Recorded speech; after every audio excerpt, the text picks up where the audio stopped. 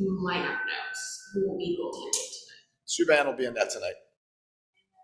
tonight? Malone be playing again? Yes. Yeah. Malone's in. Yeah. Do you put him on the same line that you have on Saturday? We'll tweak the lines today. Just looking, obviously we had, I think 98 shots and 3 goals last week. So when you put that kind of shot volume up, pucks don't go in, sometimes, I've talked about this before. I do believe that some lines can have a shelf life and they work really, really well. And then they kind of peter out a little bit. And, obviously we got Hinostroza, so that already changes things. We will kind of tweak with all the lines today. Hinostroza tweak things. Where do you put him tonight? Vinny's going to play center, and center's been was his main position growing up, he played center through junior hockey, through college hockey, and in pro he's played both. He's played wing and center, he's comfortable playing at center. I talked to him about that, so he's going to play center between Kulik and Ruchek. So I think that line, we believe that line has a chance to be a heck of a line for us. What's the idea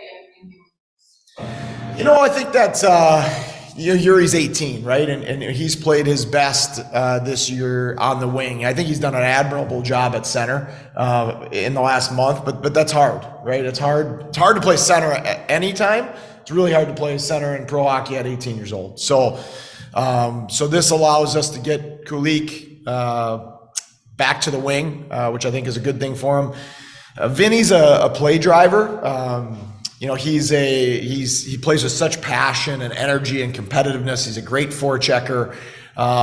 He comes up with a lot of pucks, and so I think he can really help that line in that way.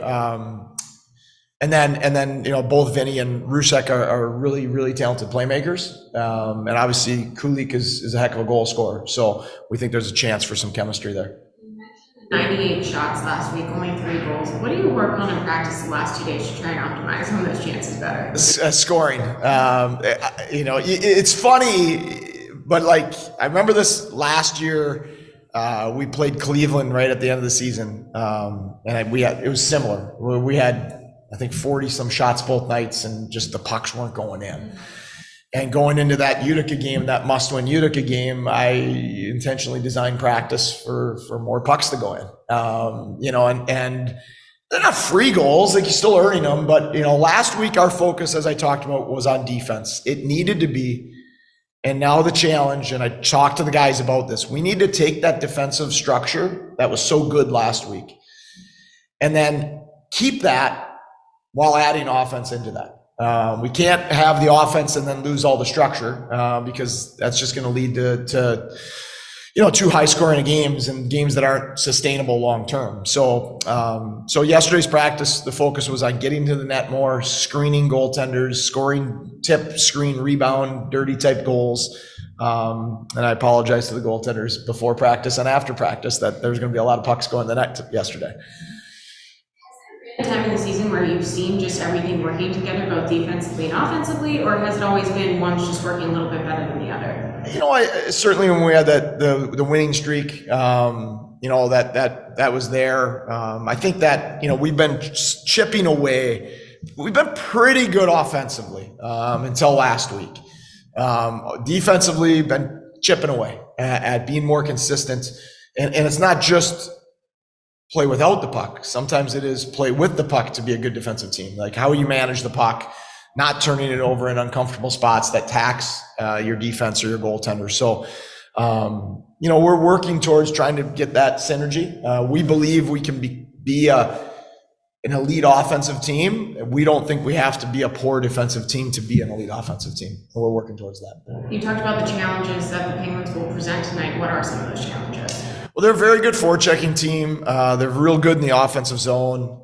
They find a way to get pucks into the slot. They're one of the better teams in the league analytically at finding slot shots off of forecheck and off of ozone play. So you see it on video, and then the analytics match up with it.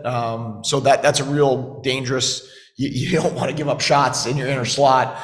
especially off forecheck, because those are situations usually when you're a lot of times then in your breakout positions, and then your slot is left unprotected a little bit more in those situations. So we're gonna have to navigate the forecheck, try to take away their inner slot opportunities. And if you do that, then you give yourself a good chance to win a game.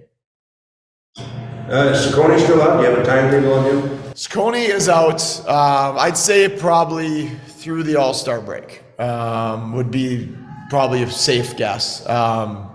He has an upper body injury that, he's a tough kid. He played through it the rest of that game. If it's playoffs, maybe we're having a conversation with him and the trainers and trying to decide if he could go. But at this time of the year, when we have a fully healthy decor with the exception of him, it just makes more sense for us to get him fully healthy before putting him back in there. Speaking of the defenseman, Ethan Brown the other night mentioned how he has really great chemistry with Pilot. What about those two work so well together? Probably should have asked him. It's a good question. Chemistry is hard to describe and understand why. It just sometimes you think that they will. I think a couple things would play into that. One is they're both very loud on the ice. They communicate extremely well. They're two of our best at it. We're not good enough at it. We need to keep getting better at it. They're probably two of the best on the team. When you're a person that communicates a lot, you also like being communicated with. It just makes the game easier. So I would imagine that their level of communication on the ice allows for that synergy and that trust. And then they're both intelligent players that play hard and are great teammates. So I think that those two guys are, as people and as teammates, are really cut from the same cloth. So I'm sure there's comfort in that for them to play together.